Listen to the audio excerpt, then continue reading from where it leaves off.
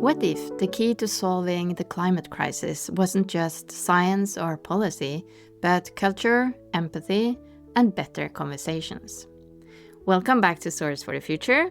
I am, as always, Veslemøy, and in today's episode, I'm joined by Tessa Hartman. She calls herself a climate anthropologist, and she combines social science, UX design, and a deep human curiosity to create climate solutions that actually work for people. We'll dive into why culture shapes everything from how we experience climate change to the solutions we believe in, and how building trust and asking why can change even the toughest conversations.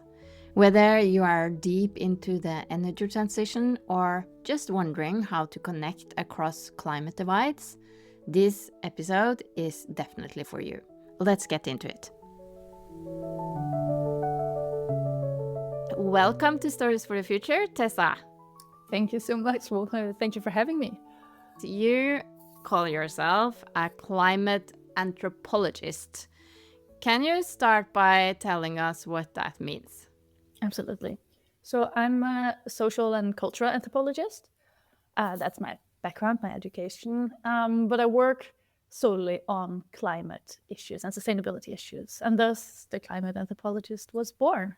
And I was an anthropologist first and foremost, I like to say. Yeah. But later I've also added in user design and facilitation as sort of in my range that I work with. How did you get there? What kind of piqued your interest in that direction? Did you have any, did you start out like that? Or is it some kind of event that made you go into the climate direction, for instance?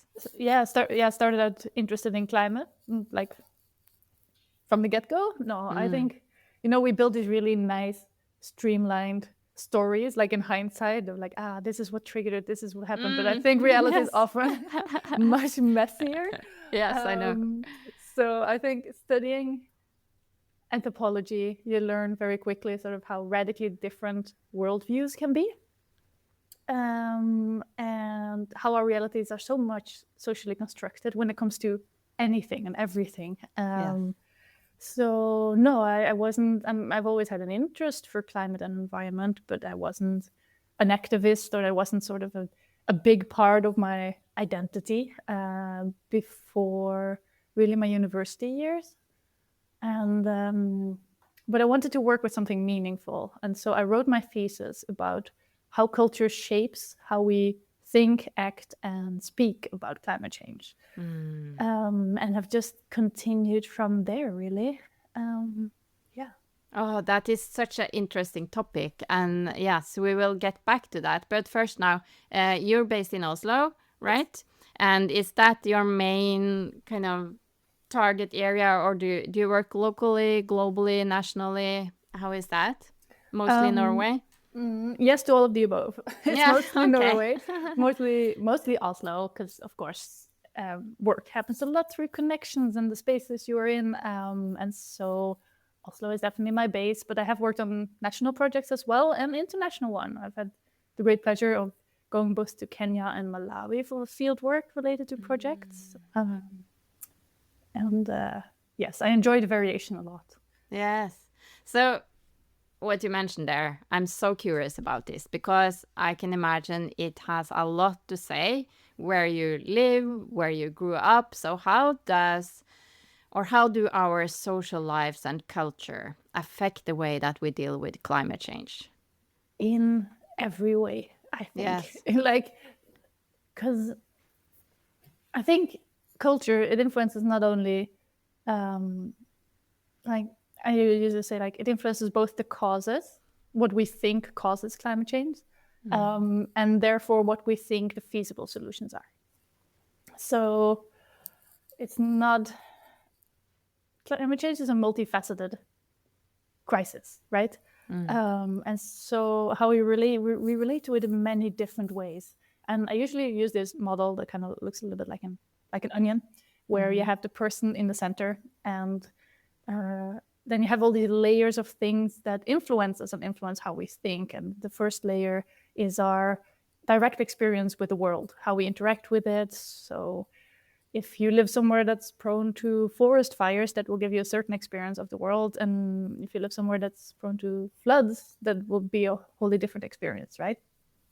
And then you have social layers, like your immediate friends and family, your wider network, and their opinions about climate and sustainability and the world in general shape how we think. We're very social creatures.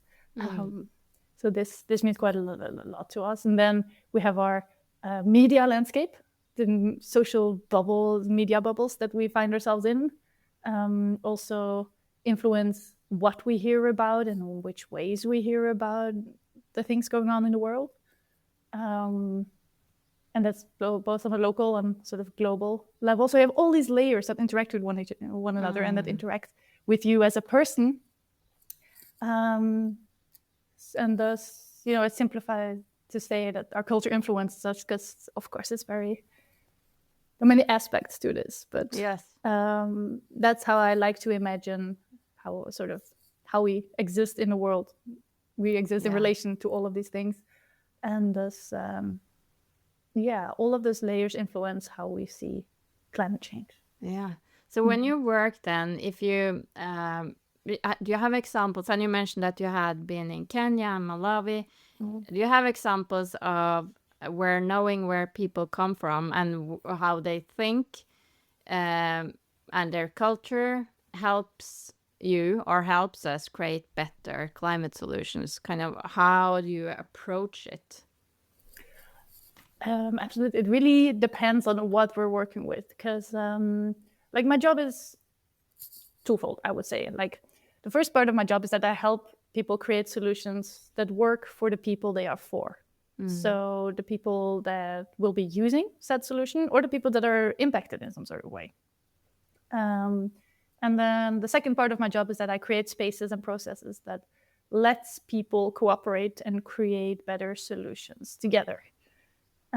So in some projects, I have more of a research role, a fieldwork and research role, where I am learning and processing. In other jobs, I'm just purely a facilitator that facilitates people creating these solutions together. Got to remind me of the question. Yeah, for instance, if you look at Kenya then, Yes. I don't know if you worked with climate solutions there, but knowing about their culture, how would you approach a solution? So, and maybe also just nationally, just different parts of Oslo, how people, like their culture or their upbringing or their anything, influences how they will interact with a solution. Yes, and this is not Kenya or Malawi specific. This is Norway specific too, right? Yes. And also in every country you have subcultures, and I know that's a big part of your journey coming from an oil and gas background, which has its own set of norms and understandings about the world and ways of being, and the spheres you move in more now have different narratives and different ways of talking about these issues. So you always gotta work with the people in the moment where they are, and create spaces for them.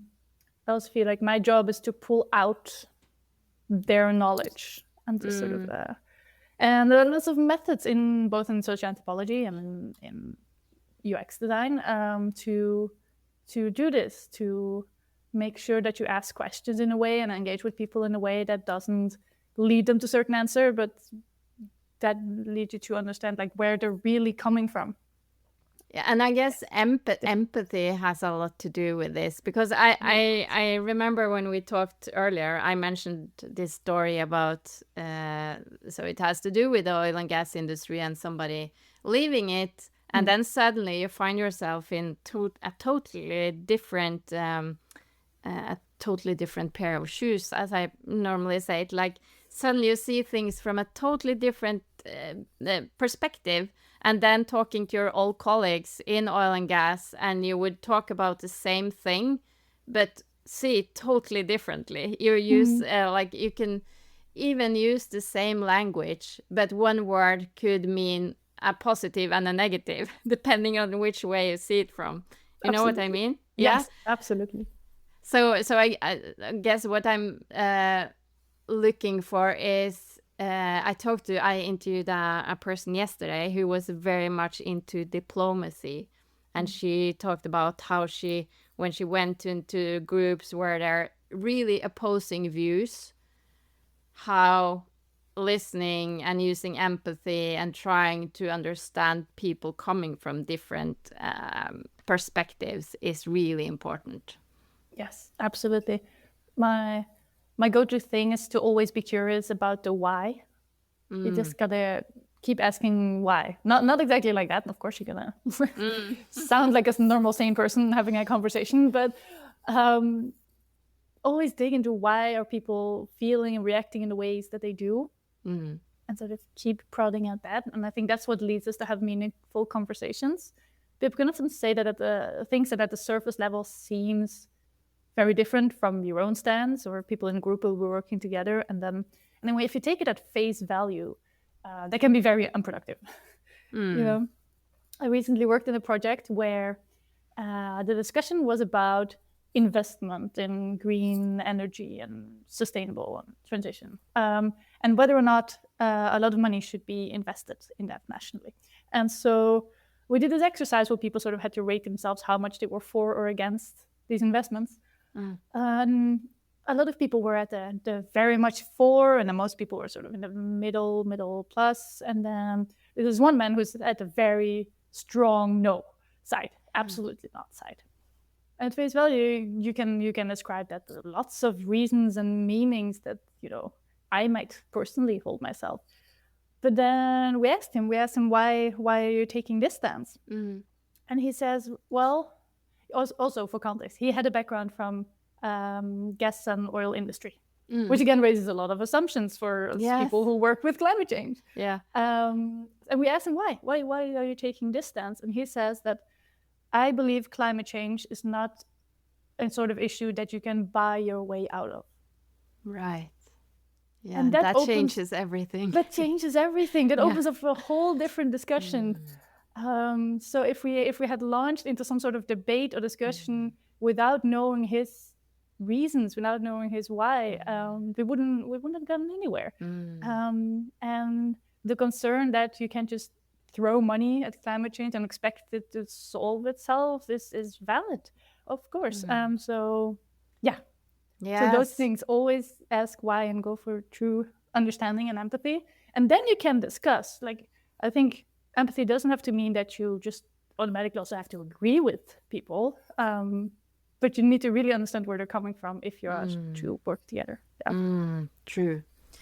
So true. So you mentioned at the beginning there UX design. Yes. So the combination of UX design and climate change is really, really interesting, I think. So how does making things more user-friendly help with climate projects? Because it all comes down to people, doesn't it? It's our behaviors and our systems that are ultimately the problem. That's what's causing this. And so we have to create better systems and behaviors. And I think we've seen this wave of a lot of really cool technological innovations and things that could help, but just do not work for people and the way people work and interact with the world. And I think that has to be the starting point for any solution. Because if you make a great solution that people are not able to or not interested in using, there will be no behavioral change. There will be no shift. It's sort of, it has a requirement that people use it. And thus, I think, UX design has a lot to contribute to the climate solution field. I was thinking. I've been thinking about this for many years because I think it's maybe 5 years ago now. I was working in this incubator space, and there I remember there was this salad bar in the cafeteria or in the canteen, and maybe mostly it was used by women or people having this, okay, I'm going to eat healthy. But then I remember it was this Netflix documentary about the benefits of eating greens or vegetarian. it wasn't at all mentioned anything about the climate effects of eating meat. It was only the health benefits and like athletes getting really stronger and all the like positive, maybe you can call it egocentric reasons for stop eating meat. And I just noticed that a lot of the strong guys in the workspace starting eating a lot more salad after that documentary. And I was thinking, do you think that it often has to be something that you can be as idealistic as you want to, but if the solutions, as you said, if they become too difficult or too far from things that would actually benefit us, then it's really hard. So do you see that? Yeah. I think, then again, I'm going to say it's complicated. I hate that that's my answer to everything, but here I go. Let me explain. Yes. But I think on the one hand, yes. I feel in a lot of like these climate spaces, there's this emphasis that people have to do it for the climate and the planet, and that they have to care. And I think we just gotta accept that people are not. Not everybody is gonna care, and also just caring is not gonna get us anywhere. You can have all the care in the world, but if that doesn't lead to any behavioral change, it doesn't matter. So if you find motivation elsewhere, if your motivation to eat more greens is that you want to be healthy or you want to become a buff guy, then that's great. So also accepting all these other reasons to do sustainable behaviors. Great. I read this really great book that's about biking to work and why this man loves biking to work. And it's all about his bike and how his relationship to his city and his neighborhood changed. And how good it feels to have something so like that he can repair. Instead of his car, he can have his bike. And on the very last page of this book, he mentions climate change. He was like, he did it on purpose. And I believe that a lot of people might disagree here, but I truly believe that a planet and environmental friendly world is a human friendly world. I think it's better for us in many ways. The narrative often goes into all of the things we have to give up, and it sounds like we're losing things, but I think really as societies and as cultures, we have much more to gain. And it's not just this, we have to sacrifice it for the climate, and we'll just have to cope. I think, a lot of these changes we are seeing also leads to better places for people and better systems for people. But then it's the other, because let me just loop back to what you were asking about. Do these solutions have to be easy, and do they have to play on some sort of on the ego and on what I want for me? And I think sometimes in some ways, yes, but also no. I think we underestimate people in that sense. That I think we expect people to be more selfish than we really are. I really enjoyed this book, Humankind by Rutger Bregman, if you have I heard about it. Yeah, I Yes. read it, yes. And he debunks a lot of these theories that have been around for decades, classical psychological experiments, and so that led people to get this impression that just if you give people options, they will not choose the most altruistic one. And debunked a lot of these theories and a lot of these experiments and shown how they were tinkered with or messed with, or people admitted later that no, they didn't do them in the proper way. And these things have really built up this narrative that I think maybe people are drawn a little bit to the drama of it. But I think, or I noticed from my own work that what motivates us isn't necessarily connected to just ourselves and our benefits. When I specifically design climate solutions, a lot of people automatically buy into it has to be entertaining. We have to gamify whatever solution we're going to make. It has to basically be a game, and it has to be fun all the time. but it doesn't. Like Right. research shows that it doesn't. We are into making good choices for the sake of making good choices. Often it actually backfires if we try to reward people for quote unquote good behaviors. Then they start paying too much attention to the awards and less of just the positive feeling that they would get from doing a good, making good choices just for the sake of making good choices. That is quite a good motivator. Our choices reflect the image we have of ourselves and our identities. We like to think well of ourselves. We like to make good choices. And I think a lot of what UX design does, and social anthropology also contributes with, is making these choices easier, removing barriers where there's no need for them to be barriers. A lot of it is systematic, and that's hard to deal with as individuals. Where can we lift away some of those hindering aspects? But it doesn't mean that we have to pay people for making good environmental choices or give them direct rewards. I think Yeah. So yes and no. Yes, exactly. Yes and no. I was thinking about this. Have you heard of Katie Patrick? I haven't. No, you should. She's talking about a lot about like UX design and gamification when it comes to getting people to do the right things. So I was just thinking about this example she had when it comes to if you're at like walking in nature, for instance, and instead of putting up the sign do not litter, or do the example I think was do not remove stones from this path because they should stay where they are or something. Instead of putting up that sign, you would say that most people do not remove stones from this path. Like the same thing as in hotels, you know, that putting the sign that 3 out of 4 will not throw the towel on the floor, right? Yeah. So normalizing the good behavior instead of saying you shouldn't do this. Yes. Right? Yes. There's something there. Yeah. And that's not so much full gamification as just nudging, right? Yes, nudging exactly. Right. Yeah. True.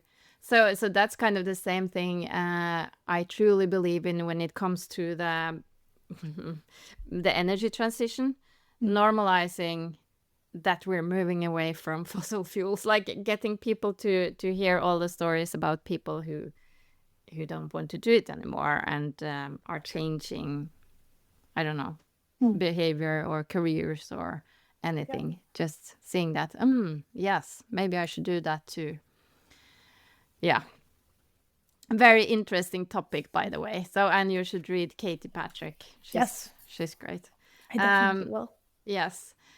So another thing we talked about before was this bridge building, and we touched on it when it comes to this like very like opposing views, and if you're in a room, how do you get people to actually listen to each other instead of having this argument wars. So again, I'm going back to my space, where you are and you're so when you hear an argument, you're so engaged in your head by preparing what you're going to say to that person instead of actually trying to listen to what he or she is saying. So how do you, when you're doing your facilitation, how do you work with groups like that? You said something about the why, of course, and like the listening, but do you have any other tools? Absolutely. It's easy to say focus on the why, but then I think I'm the type of facilitator I really like to have kind of strict exercises that forces people to, for example, to actually listen, right? To the, so how do we create these dynamics that actually make people listen? I think it's a combination of both planning out these discussions very well.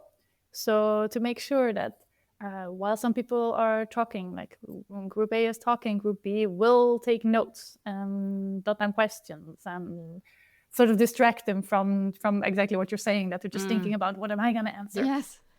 And also the framing around it is very important, that in my work is often the case, like we're all here because we want to find a better solution, than a better system than what we currently have. And so to really set that as a shared mission, as a shared understanding, like we're all different and that's okay. You're allowed to be different. But we all want to get somewhere, right? So also focus on in which ways we are similar, not just in which ways are we different. I think is very important. And yeah, we have somewhat of a cultural problem in our debate culture. I think that our goal is always to Win? convince, to win, yes. Yeah. To win, to convince other people that our stance is correct. Yes. And we know that clubbing people over the head with lots of arguments that's not how people change their minds. Unfortunately, it's not that simple. I also feel like people are allergic to saying that actually I was wrong and I changed my mind. How often does that happen in debates where we actually allow ourselves such a unnecessary social shame that comes? Well, it shouldn't be. It should be like, you know what? I've learned something from this discussion. And I think that's also something we should start normalizing. Yeah. And I know people talking about this and cancel culture, and that's a whole different discussion, right? It's like the fact to, allowing people to grow and change their minds, because that's what we want. Yeah. Yes, because it's always you're taking a stand for or against something, and then you have to stay there. And actually, just politicians who change their minds are often seen as weak. So it's yes, I agree. It shouldn't be like that. So if you're let's say the extreme, then talking to people who are strongly disagreeing on they're fewer and fewer, of course, climate change. If they're strongly disagreeing on climate change, what works and what doesn't? And maybe you said it already, that getting people to just change their minds is almost impossible. But how then to find some common ground, perhaps agree on what you agree on? Yeah, those are good starting points. What works? And now I'm pulling on a lot of different like methodologies and approaches here, so it will always depend. But the way people change their minds is basically always social. You have some people who are really into finding the information and doing the reading, and then they learn something and they change their minds. But for most of us, we learn through other people. We learn through talking with other people. So if we can have conversations, my mind always goes to, if you have a really strong sort of climate denier, that's typically like an older uncle. Isn't that a stereotype? Yes, that's what you hear. Yes, older uncles. To be able to not just write them off and meet them with this debate culture, but ask about the whys. And then I think people are very perceptible to how should I put it, like to change by example, leading by example. You see this a lot, like when your friends, your family, your neighbors start changing their behavior, it becomes more normalized, and the sort of barrier to it seems much lower.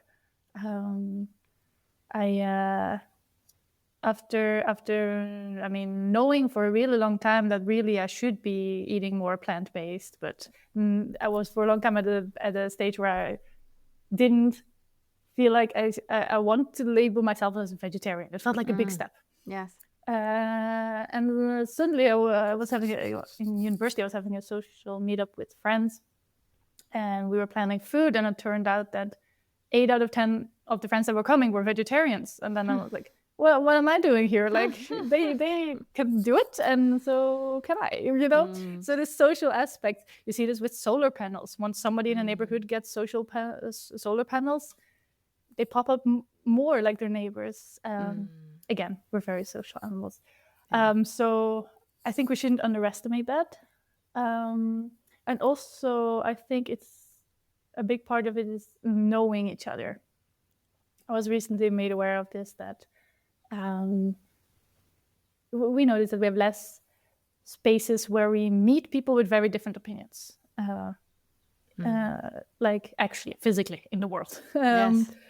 And when we do, so we still, of course, we have in Norway, Norwegian listeners will know that, we have this dugnad culture where it's where people volunteer, basically. So they like space and volunteer for some common project in their neighborhood or at their kids' schools, or and we still do this, and then we still come together, but we don't stay for the coffee part afterwards. Yeah. And in this situations where we actually have a chance to be exposed to different people, we rush through them, and we're only there to sort of do business, talk shop, and then we move on. And I think the relationships are built in the lingering, and then if that's what creates these bonds where you know people and you get along with people, even though you have completely different values or stances. You need to have a relationship to then be able to have the harder conversations and the harder.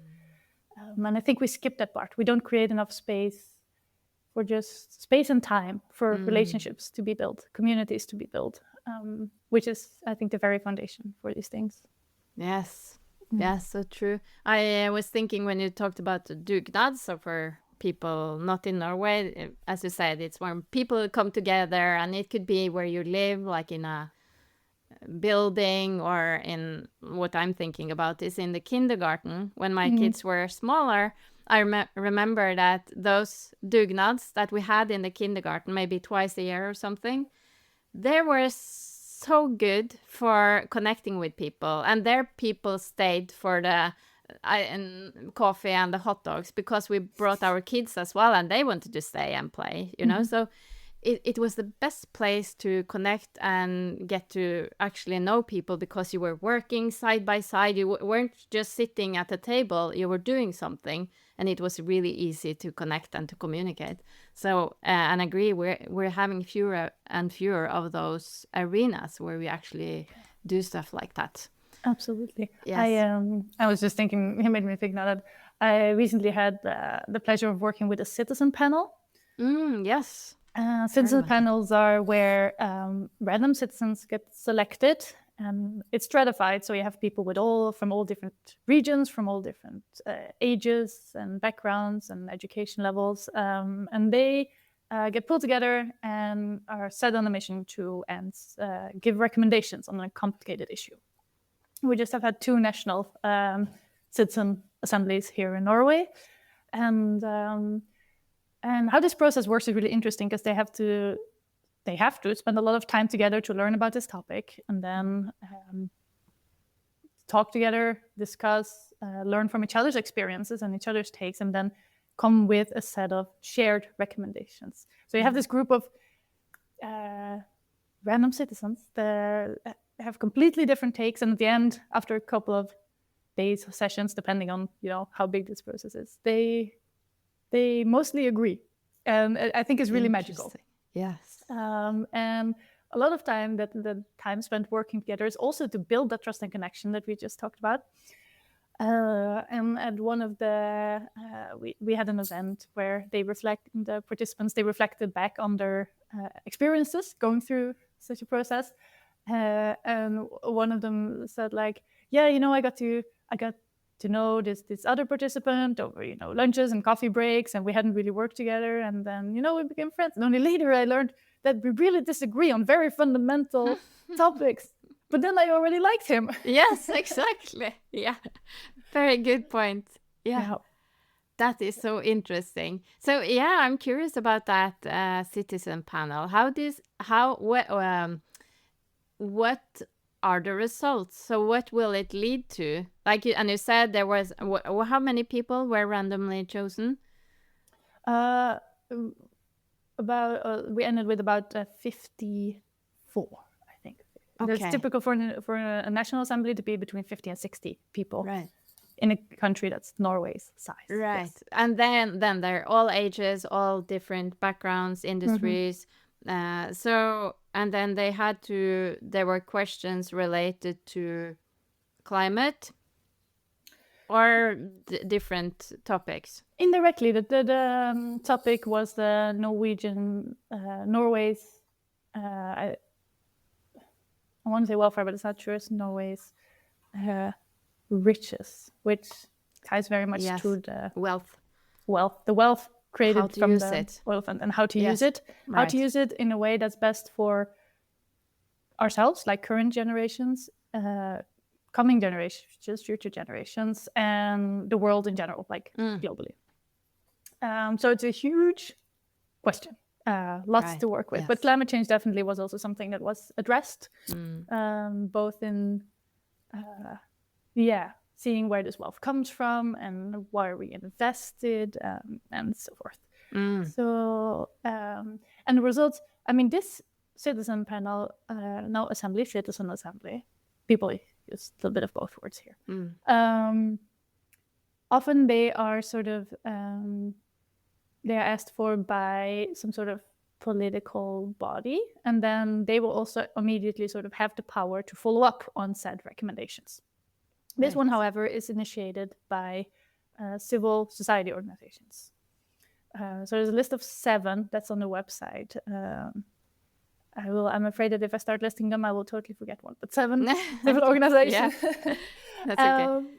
And they sort of banded together to ask these questions. They wanted to know what completely sort of normal people, normal Norwegians actually think about this. We often hear about the oil fund that is, it is for Norwegian citizens and for our futures. And I think it has been lacking a little bit to ask Norwegian people what they want, which is quite vital to this whole discussion. So that's were there any surprising results, would you say? Yes. Well, no, of course, I was part of the whole process. So I feel like I got to see them develop. But it is maybe surprising to some people that citizens often, and in this case also, they want much more stronger, some would say like more radical changes than politicians typically suggest. Citizens are much more willing and ready for this change. Right. And that's also something we very much saw with this is the future panel. Yeah. That's interesting. Yeah, and I definitely recommend going to the website if you want to, because they came with 19 recommendations, and I can't do them justice in this short time here, but on framtidspanelet.no or the future panel. How did we translate? So it is in English as well, so people It is in English as well. Right. The Citizen Assembly for Norway's Future is the English recommendation. Right. If you Google that, and then I just read the recommendations, and also the part of it is also that that assembly was to set a course for where we were heading, not just specifically this is what we should do here and this is what we should do, but also just like what are the values that we share as a people. Very interesting read. Definitely good. Yes, I'll put the links in the show notes. That's interesting, I think, also for people outside of Norway. Yes. For my own work, I have seen, and this has to do with the way that we speak about things, because just as a very easy example, look at your LinkedIn feed and my LinkedIn feed. It's full of, when I look at it, I can think that, everybody are consumed with the same things as I am, climate, sustainability, the future. But of course, they're not.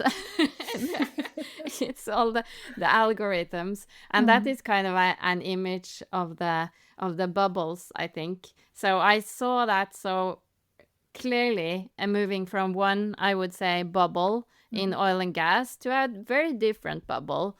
And then seeing how, moving across those bubbles, my LinkedIn feed was completely wrong for a while.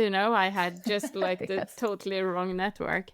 And people are interested in very different things and seeing things from different sides. So my long long intro to the question, but I guess it is, how can we move away from speaking to the choir and like kind of try to burst these bubbles a little bit? And the tagline for this season of the podcast is Beyond the Bubble. So that's yes. what I'm trying to do. How Amazing. can we get them to bubble jump, burst them, or just like cross these bridges and actually, yeah, as we talked about before, listen and move beyond the choir, do you think? Hard one. Very important question. Yeah. Very important question. And I don't know if I have the answer. I think part of it is that it's important to allow people to, like, sort of everybody to have a little bit of ownership over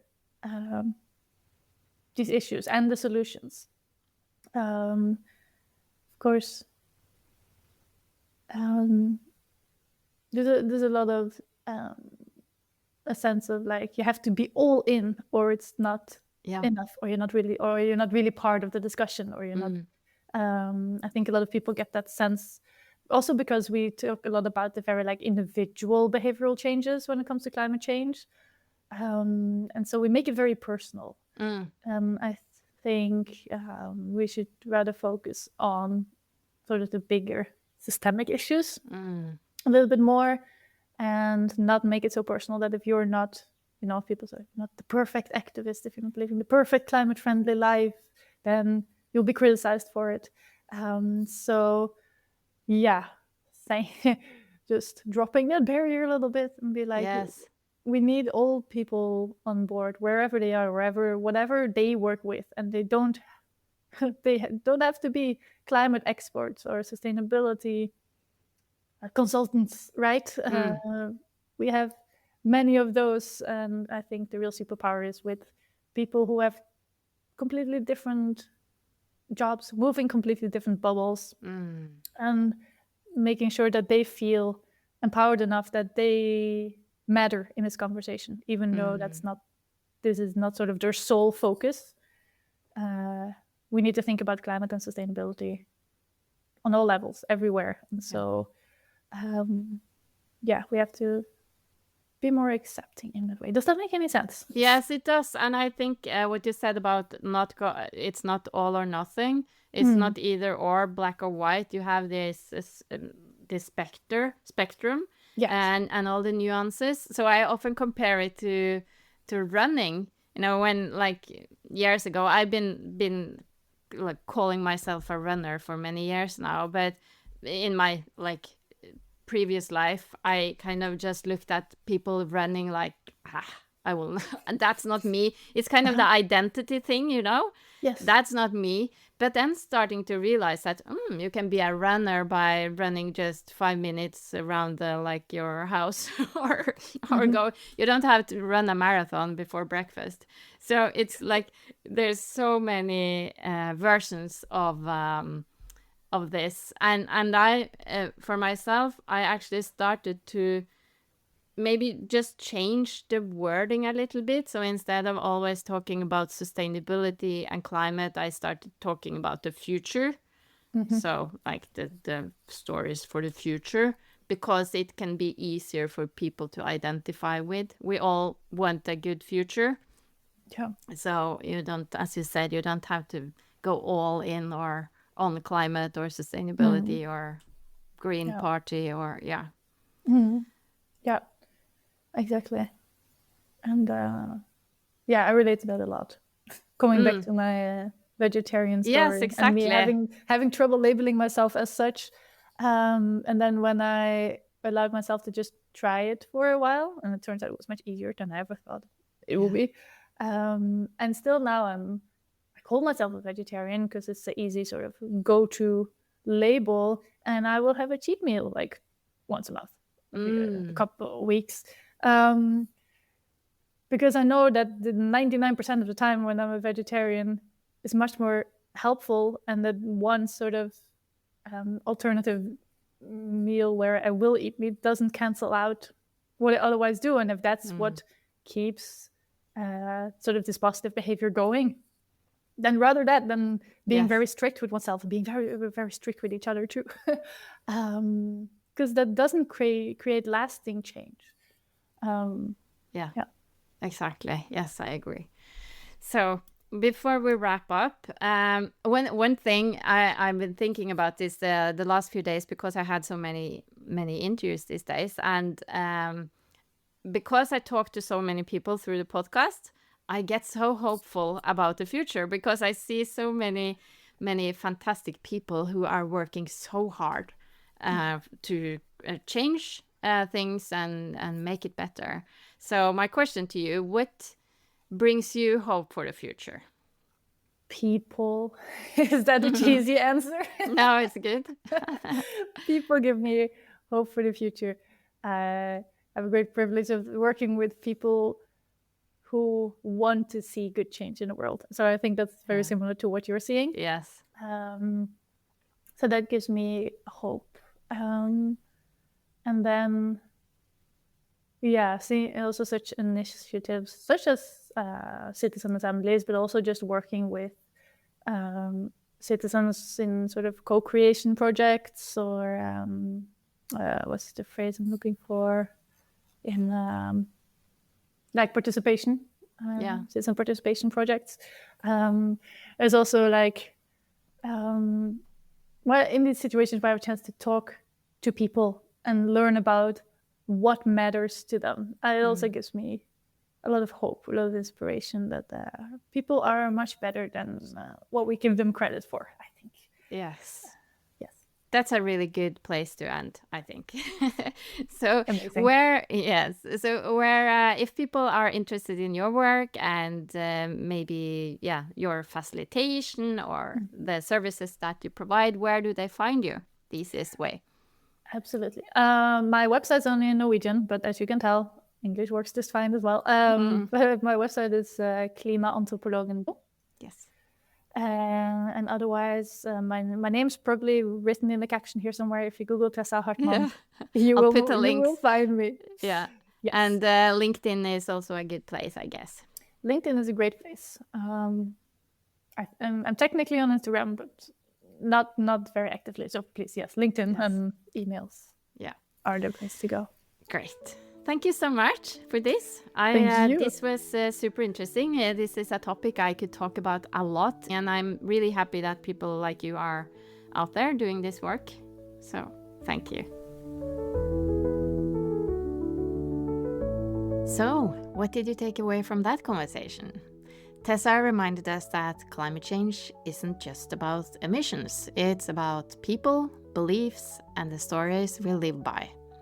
Check out the links in the show notes to learn more about Tessa, her work, and also the Citizen Assembly for Norway's Future, which is very, very interesting.